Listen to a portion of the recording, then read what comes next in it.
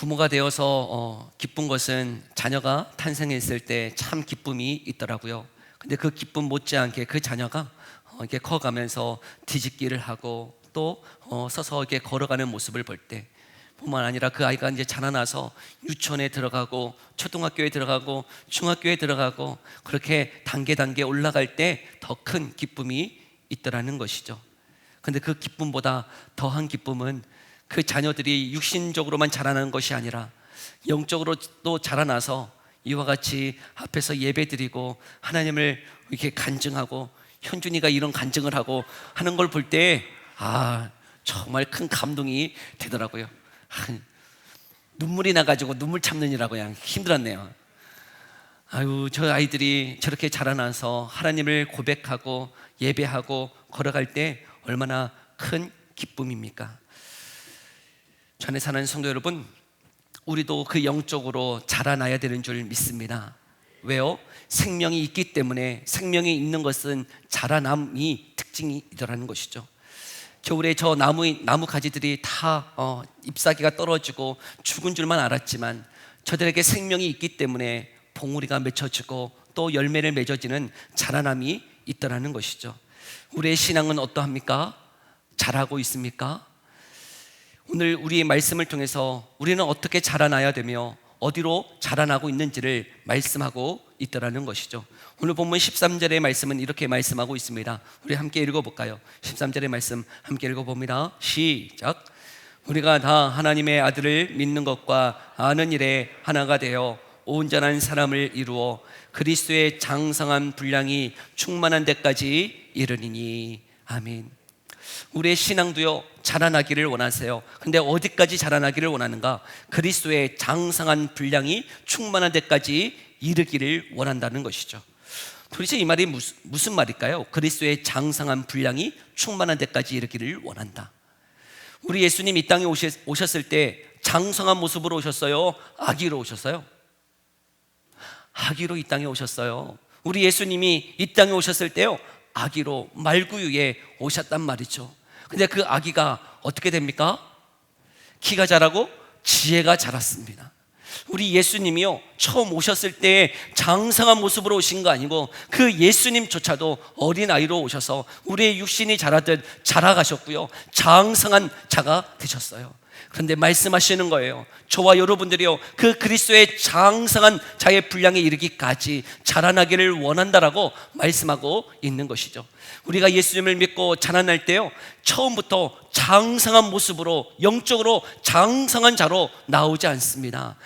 어린아이와 같이요, 정말 갓난아이와 같이 그런 생명을 얻은 자 같이 나오죠. 그러나 어떻게 되기를 원하는 거예요? 우리가 영적으로도 그리스도의 그 장성한 분량에 이르기까지, 충만한 데까지 이르기를 원한다라고 말씀하고 있더라고요. 전에 사는 성도 여러분, 저와 여러분이 그 그리스도의 장성한 모습에 그 충만한 데까지 자라나기를 간절히 소망합니다.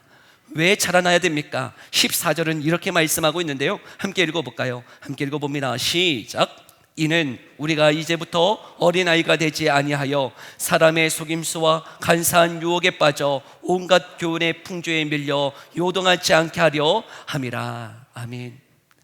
우리의 신앙이 어린아이로만 있다면 어떻게 될까? 어린아이에 대한 특징을 이야기하고 있는데요, 사람의 속임수와 간사한 유혹에 빠지기 쉽다는 것이죠. 어린아이의 특징이 무엇이냐면요, 사람의 속임수에 빠지기 쉬운 거예요. 어린아이 때 그렇게 세뱃돈 받으면 엄마가 뭐라 그래요? 엄마한테 맡겨놓으래요.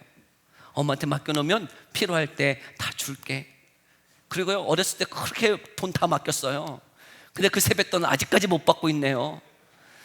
우리 아이들, 그래서 우리 아이들한테도 얘기했어요. 어렸을 때 아빠한테 맡겨. 아빠한테 맡겨. 내가 그거 크게 부풀려 줄게. 근데요, 이제는 다 커가지고 안 맡겨요. 어린아이와 같다는 것은 무슨 의미입니까? 그 속임수에 넘어가는 거예요. 또 간사한 유혹이 어떻게 되는 거예요? 쉽게 빠지더라는 것이죠.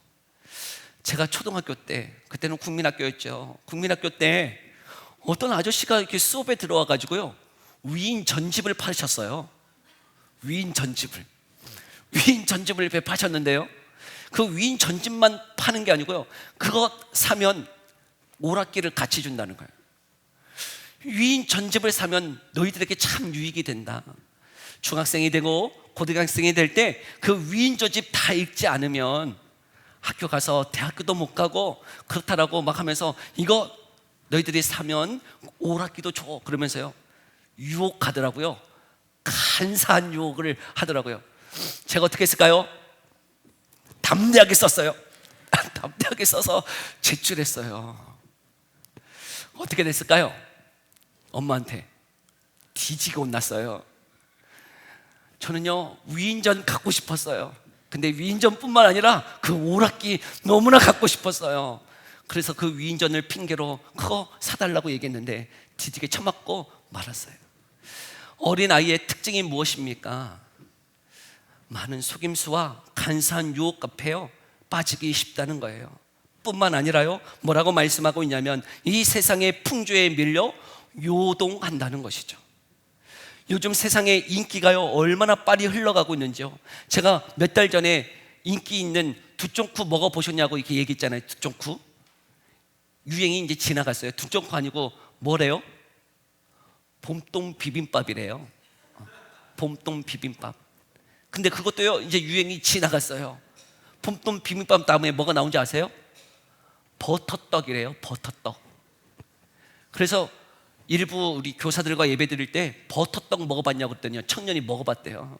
얼마나 빠른지 몰라요. 버터떡 벌써 먹어봤어요. 우리 중고등학생들 먹어봤어요? 버터떡? 역시 먹어봤대요. 유행이요 이렇게 빨라요. 그런데 그 모든 것에 휩쓸리는 자가 누군 거예요? 어린아이와 같은 거죠. 이거 다 그냥 성장해가지고 뭐 유행이 뭔지도 모르고 뭐 봄동 비빔밥 아셔요? 두쫑쿠 아세요? 뭐 뭔지도 모르잖아요. 그런 거 그냥 사는 거지. 여러분 신앙의 어린아이와 같다는 것은 이 세상의 풍조에 밀려 요동하는 거예요. 간사한 유혹 앞에 속임수 앞에 빠지기 쉽다는 것이죠. 그런데 여러분 우리의 신앙이 어떠하냐고요. 우리의 신앙이 이 진리 앞에 서 있지 못하고 여러분 2단 3단이 막 얘기하면 어때요? 유튜브에서요 막 2단 3단이 막 얘기하고 박진영 씨 춤이나 잘 출 것이지 박진영도 막 유튜브에서 막 여러 가지 막 구원파 얘기하고 막 난리도 아니에요. 그러면 그거 들으면서 분별할 수 있습니까? 박진영이가 얘기하면 박진영이가 예수 믿어? 나도 저기 나가봐야 되겠다 하지 않겠어요? 그것을 분별할 수 있는 힘이 없는 것이죠. 그냥 유명한 사람이 좀 많이 아는 사람이 이야기하면 거기에 휩쓸려서 따라갈 수밖에 없는 것이 우리의 신앙이더라 하는 것이죠. 그러하기에 지금 무엇 하기를 원하십니까? 자라나기를 원하세요. 저와 여러분들이 자라나기를 간절히 소망합니다. 어린아이와 같은 신앙에 머물러 있는 자가 아니고 그리스도의 장성한 분량에 충만에 이르기까지 자라나기를 간절히 소망합니다. 베드로도요 여러분 그 신앙이 그물과 배를 버려두고 주님을 따랐지만 그때 그 신앙은 장성한 자의 신앙이 아니었어요. 어린아이와 같은 신앙이었어요. 왜요? 그 베드로가 무리를 걸어오시는 예수님을 바라볼 때 그도 요구하네요. 예수님 저도 그 무리를 걷게 해주세요. 그랬더니 그 베드로 어떻게 되어지나요? 무리를 걸었어요. 근데 무리를 걸었지만 그 주변을 바라보니까요 진짜 걷고 있거든요. 바람이 불거든요. 그 다른 환경을 볼 때 그가 어떻게 되어지나요? 바다에 빠지더라는 것이죠. 분명히 무리를 걸었지만 그 바다와 파도를 바라보면서 두려움 때문에 주님 앞에 빠져있는 그 어린아이 같은 신앙이 보여져요. 뿐만 아니라요 그 예수님이 이제 그 십자가의 사역을 감당해야 되겠다라고 얘기하는데 죽으시면 안 된다고 왜 죽으시냐고 이야기할 만큼 그 십자가의 사역이 무엇인지를 알지 못하는 어린아이 같은 신앙이었어요. 뿐만 아니라 다른 사람들 다 부인해도 나는 그 예수님 위해서 생명을 바치겠노라고 이야기했는데 그 십자가 앞에서 어떻게 했나요? 3번 부인하고 저주했던 것이 베드로예요. 여러분 어린아이와 같은 그 신앙. 그런데 그 베드로도 부활하신 주님을 만나고 성령을 체험하고 난 다음에 어떻게 됩니까? 그의 인생이 성숙한 신앙으로 자라가더라는 것이죠.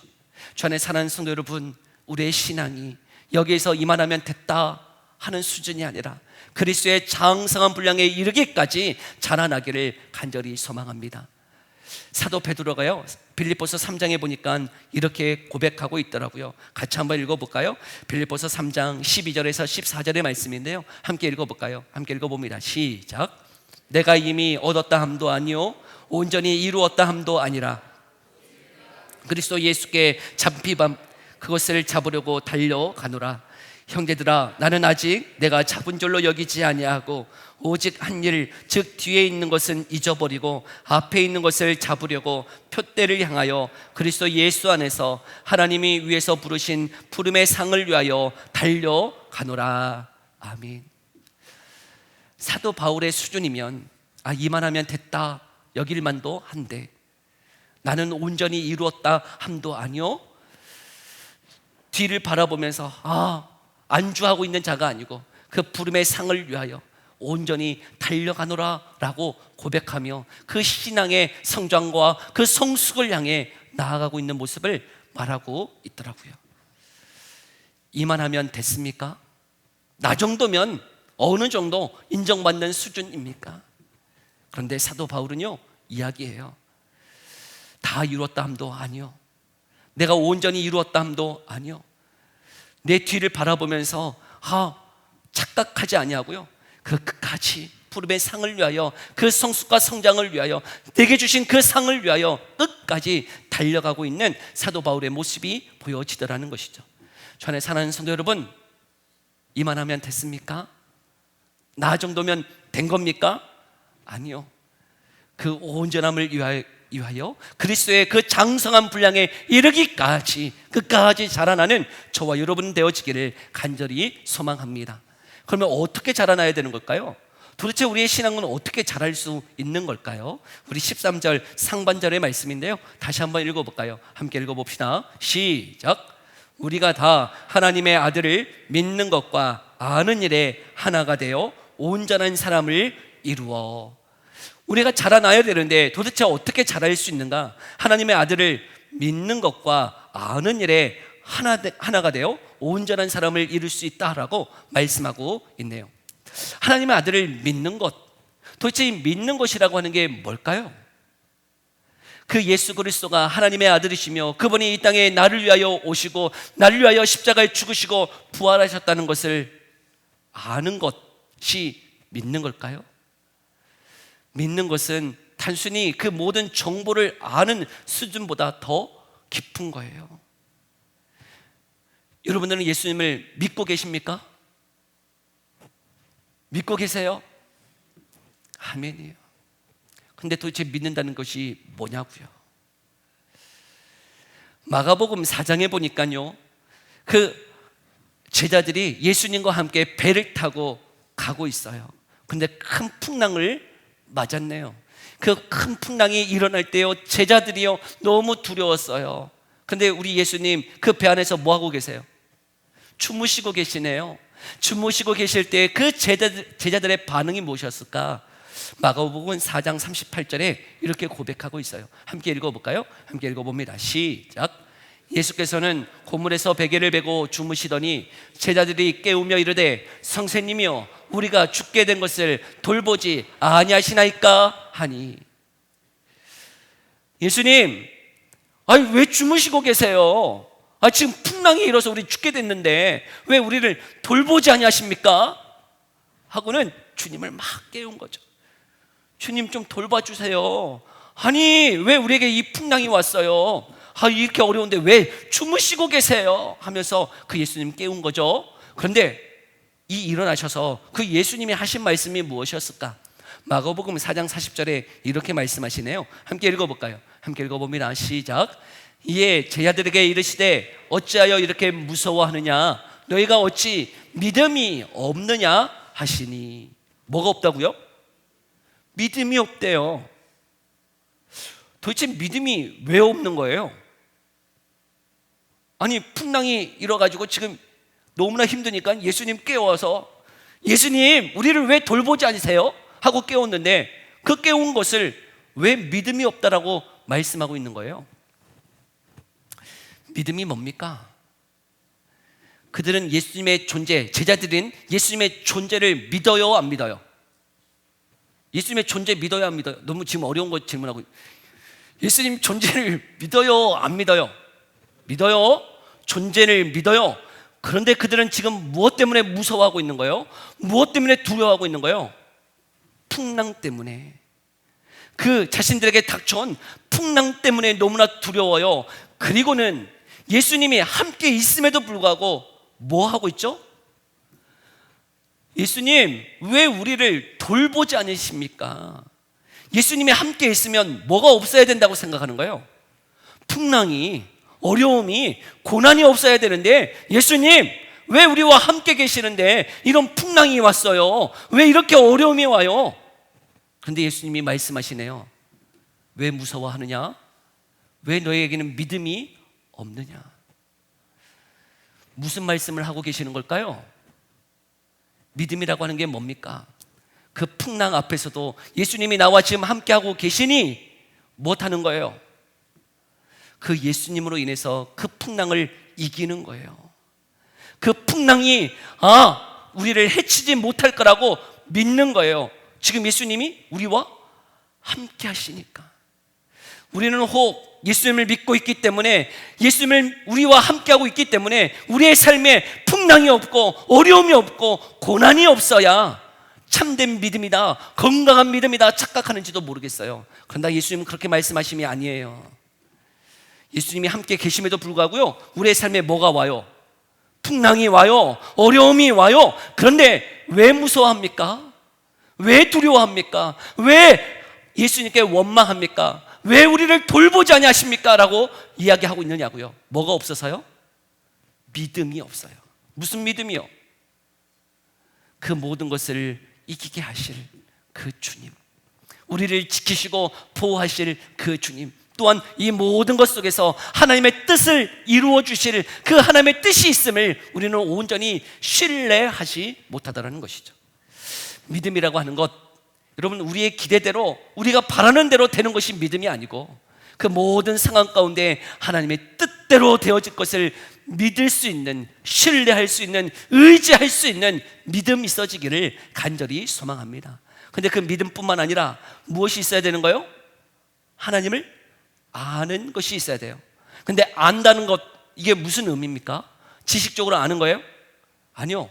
우리가 요한일서 강해할 때도 살펴보았지만 하나님을 안다라고 할 때 알면 무슨 알미예요?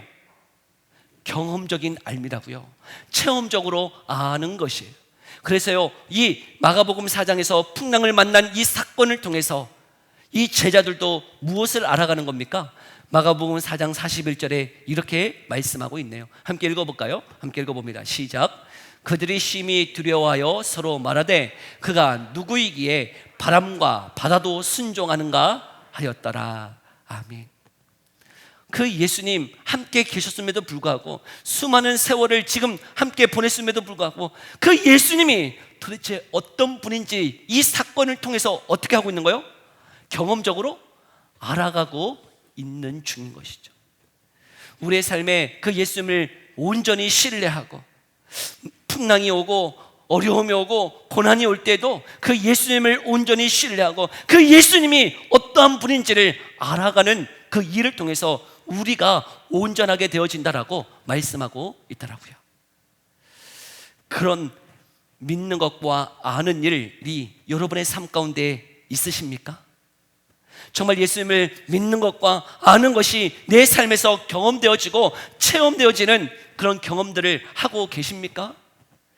그런데 우리의 인생을 이렇게 돌아보면 왜 그런 일들이 우리 가운데 없을까를 생각해 보면, 여러분, 이런 일들, 우리가 신앙적으로 자라나야 되는 일들이 어떤 특별한 목회자에게만 해당되는 일로 착각하고 있는 것은 아닙니까? 여러분, 신앙이 자라간다라고 하는 것, 어떤 특별한 목회자나 특별한 사람들에게만 해당되는 말씀이에요? 아니면 우리 모두에게 해당되는 말씀이에요? 듣고 계세요? 이 자라남은 저와 여러분 모두에게 해당되는 말씀인 줄 믿습니다. 왜요? 각자의 은사는 다를 수 있어요. 각자의 직분은 다를 수 있어요. 그러나 각자의 은사와 직분은 다르다 할지라도 그 직분과 은사를 가지고 그 성도가 자라나야 되는 것은 모두가 자라나야 되는 줄 믿습니다. 그 신앙의 성숙과 성장은 어떤 한 사람만 되어서 되는 게 아니에요. 우리 모두가 그 신앙의 성숙과 성장으로 우리를 부르고 계시다는 것이죠. 그런데 우리는 착각해요. 그렇게 신앙이 자라가는 것은 어떤 특별한 사람들에게만 해당되는 것이 아닐까? 아니요. 저와 여러분 모두가 그 신앙이 자라나기를 간절히 소망합니다. 그 신앙의 성숙을 향하여 우리가 갈망하고 나아가기를 소망합니다. 그 소망이 저와 여러분 가운데 넘쳐나기를 간절히 소망해요. 그런데 또 어떤 모습으로 자라나야 될까를 마지막으로 이야기하고 있는데요, 15절의 말씀이에요. 우리 15절의 말씀 함께 읽어볼까요? 함께 읽어봅니다. 시작.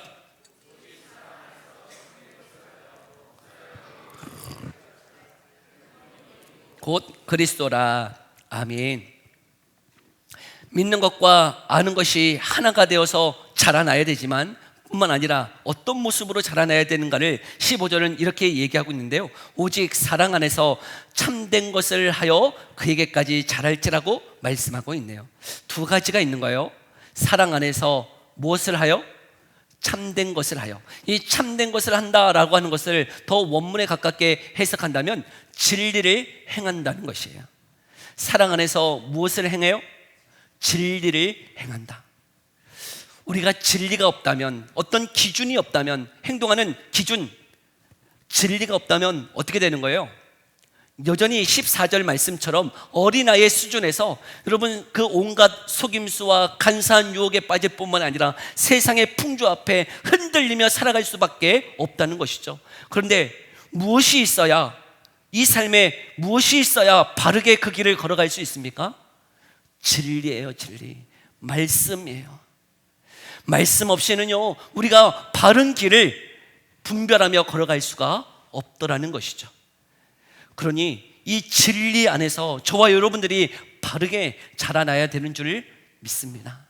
그런 측면에서요 우리가 속해 있는 이 장로교는 참 많은 유익이 있는 교단이다 생각되어져요.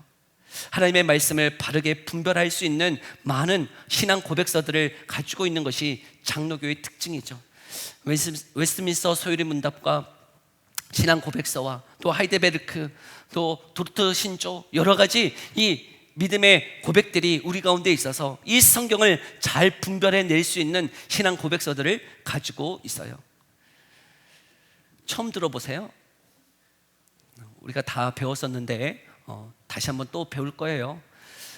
여러분, 이런 신앙 고백서를 통해서 우리가 이 성경을 잘 분별해낼 수 있는 관점을 우리가 가지고 있는 것이죠. 여러분, 똑같은 성경을 보는데 왜 2단, 3단이 나오는 거예요? 똑같은 성경인데. 여러분, 신천지는 성경이 달라요? 다른 성경이에요? 신천지는 옛날 성경 보고 있는지도 모르겠어요. 왜 개역 개정으로 이렇게 성경을 바꾸느냐? 단어를 왜 이렇게 바꾸느냐? 왜 그러냐면 신천지 때문에 그래요. 그들은 단어 하나가 바뀌면 해석이 바뀌어지거든요. 그 단어가 바뀌면 그들이 가지고 있는 교리가 흔들려요. 그래서 그 단어를 다른 단어로 바꾸어서 성경을 개정해서 다시 내놓곤 하죠. 그렇다 그래서 근본적으로 성경이 다릅니까? 같은 거예요. 같은 거예요. 같은 거. 그러나 왜 2단, 3단이 등장하냐고요? 같은 성경을 보는데. 왜요? 뭐가 다른 거예요? 관점이 다른 거예요. 관점. 성경을 해석하는 관점. 그런데 이 장로교의 특징은 이 관점을 바르게 가질 수 있도록 우리에게 좋은 신앙 고백사들이 있더라는 것이죠. 그러나 그 좋은 관점을 가지고 있다 그래서 그것만으로 되는가 하는 것이죠. 장로교단이 참 좋은 것을 가지고 있지만 또 하나의 사고는 무엇이냐면, 이 장로가 교단이 몇 개인 줄 아세요? 한 100여 개 돼요. 100여 개. 장로교 안에요 100여 개 교단이 있는 거예요. 도대체 왜 그러는 거예요? 그렇게 유익한 진리를 가지고 있으면서도 왜 100여 개나 되는 교단이 나눠지는 거예요? 그들 안에 뭐가 없는 거죠? 사랑이 없어요. 자신들이 진리다라고 이야기하지만 뭐가 없다고요? 사랑이 없어서요, 갈라지는 경우들이 얼마나 많은지 모르겠어요. 진리, 네, 중요합니다. 여러분, 본질 중요해요, 안 중요해요? 중요해요. 그런데 장로교 안에 왜 이렇게 갈라졌나 할 때 비본질에 너무나 싸워서요, 사랑이 없어서, 용납함이 없어서 헤어지고 갈라지는 경우들이 얼마나 많은지 모르겠어요. 요즘 뭐 교단 안에서, 총회 안에서, 뭐 노예 안에서 진리 가지고 싸우는 분 한 분도 못 봤어요. 저는 다 비본질 때문에 싸우고 있는 것이죠. 교회도 마찬가지예요. 우리가 싸울 때 뭐 진리 때문에 싸워요? 예수 그리스도의 신성과 인성 때문에 싸우냐고요? 그것 때문에 싸우시는 분 아무도 못 봤어요. 다 뭐 때문에 싸우는 거예요? 비본질 때문에 싸우는 거예요. 저 안에 사는 성도 여러분, 진리 가운데 저와 여러분들이 바르게 서 있어야 되는 줄 믿습니다. 근데 그 진리를 말할 때 뭐가 빠지면 안 되는 거예요? 사랑 안에서. 사랑 안에서 그 진리를 이야기하며 걸어갈 수 있기를 간절히 소망합니다. 그래서 우리가 전에 우리가 한번 외쳤던 고백이 있는데, 본질에는 일치를, 비본질에는 자유를, 모든 것에 사랑을 이라고 하는 외침. 다 잊어버리셨잖아요, 그죠? 네. 본질에는 뭐를요? 본질에는 일치를, 비본질에는 자유를, 모든 것에는 사랑을 잊지 마십시오. 본질이라면 우리가 끝까지 싸워야죠. 여러분, 2단과 3단 우리가 용납할 수 있어요? 있어요, 없어요? 없어요. 그거 어떻게 용납해요? 거기에 대해서는 투쟁하고 싸워야 되겠죠. 그러나 비본질이라면 어떻게 할 수 있는 거예요? 용납해 주는 거예요. 자유를 주는 거예요. 그러나 그 모든 것에 뭘 해야 돼요? 사랑 안에서 이 모든 것이 이루어져야 됨을 기억하십시오. 성도가 자라간다, 신앙이 성숙한다, 여러분, 그 모습이 어떤 모습이냐면 진리를 바르게 분별해낼 수 있는 지혜가 있는 거예요. 그러나 그것이 나만 옳다고 주장하는 그런 고집이 아니고 아집이 아니고, 그 알을 어떻게 하는 거예요? 사랑이라는 그 은혜 안에서 그것들을 어떻게 용납하고 품어내고 자라가게 할지가 있는 그 성숙함. 그래서 사랑 안에서 그 진리를 행하며 걸어가는 저와 여러분의 삶이 되어지기를 간절히 소망합니다. 그 모습이 어디에서 가장 절정으로 이루어진 거예요? 바로 십자가죠, 십자가. 여러분, 그 십자가가요, 사랑과 진리 안에서 가장 극명하게 드러난 것이 십자가예요. 우리 예수님 그냥 우리 죄, 너의 죄를 사하노라 하고 그냥 말로, 아니 그 주권을 가지고 계시는 전능하신 하나님이 우리의 죄를 그냥 사하노라 하고 이야기하면 되는 거 아닌가요? 근데 왜 그럴 수가 없는 거예요? 왜요? 우리 하나님 왜 우리의 죄를 그냥 사하노라 말로써 해결할 수가 없는 겁니까? 왜요? 우리 하나님은 진리의 하나님이셔서 죄의 삭은 뭐라고 말씀하셨죠? 이미? 사망이에요. 여러분, 그 진리는 그 죄에 대한 삭을 요구하고 계세요. 그러하기에 그 삭을 우리가 다 치를 수 없어서, 우리가 치르면 다 사망 가운데 내던져져야 되기 때문에 우리 하나님 우리를 사랑하시기 때문에 뭘 내어주신 거예요? 자신의 독생자 예수 그리스도를 내어주셔서 우리를 사랑한다라고 말씀하고 있는 줄 믿습니다. 사랑하기 때문에 우리를 구원하시기를 원하세요. 사랑하기 때문에 자신의 독생자 예수 그리스도를 내어주셨다고요. 근데 왜 십자가에 못 박아야 되는가? 그 진리 때문에요. 분명한 말씀 때문에 그 죽음 없이는 우리를 구원할 수 없기 때문에 그 진리를 행하시기 위해서 십자가에 죽으셔야만 했던 것이죠. 사랑과 진리의 절정이 십자가라면, 여러분, 그 십자가를 믿고 있는 저와 여러분들은 어떻게 살아가야 됩니까? 그 십자가를 지고 따라가야 되는 줄 믿습니다. 근데 이 말씀을 이렇게 묵상하면서요, 참 쉽지 않더라고요. 자녀를 키우면서도요, 진리로, 분명한 기준으로 우리 자녀들한테 얘기해요. 근데요, 진리만 얘기하면 어떨까요? 애들이 메말라가요. 각박해져요. 관계가 너무 힘들어져요. 그래서 때로는 사랑을 베풀어줘요. 품어줘요. 용납해줘요. 근데 사랑만 계속 또 베풀어주면 또 어떻게 되나요? 한이 없어요, 이것들이. 끝이 없어요. 근데 그 기준을 어떻게 잘 조화롭게 균형 있게 잡아가야 될까를 정말 제 스스로도 생각하고 그것이 결코 쉽지가 않더라고요. 진리로 야단칠 수 있죠. 진리를 가지고 분별해 낼 수는 있어요. 근데 그것이 사랑 안에서 그것을 또한 용납하고 품어주고 도대체 어디까지요? 여러분, 어디까지 품어줘야 될까요? 또 어디까지 진리라고 이야기해야 됩니까? 여러분, 그 경계, 그 조화, 그 균형을 잡아가는 것이 신앙이라고 지금 말하고 있는데, 여러분, 그것이 내 지혜로 내 결단으로만은 되어지지 않더라고요. 기도해야 됩니다. 성령의 은혜를 구해야만 됩니다. 여러분의 신앙은 지금 자라가고 있습니까? 아니면 여전히 어린아이와 같은 신앙으로 머물러 계십니까? 저와 여러분들이 올 한 해 하나님께 가까이 함으로 우리의 신앙이 한 발짝 더 자라나는, 한 뼘 더 자라나는 올 한 해 되어지기를 간절히 소망합니다. 하나님을 믿는 것과 아는 일에 하나가 되어 사랑 안에서 진리를 행함으로 그리스도의 장성의 분량에 이르기까지 자라나는 저와 여러분 되어지기를 간절히 소망합니다. 기도합시다.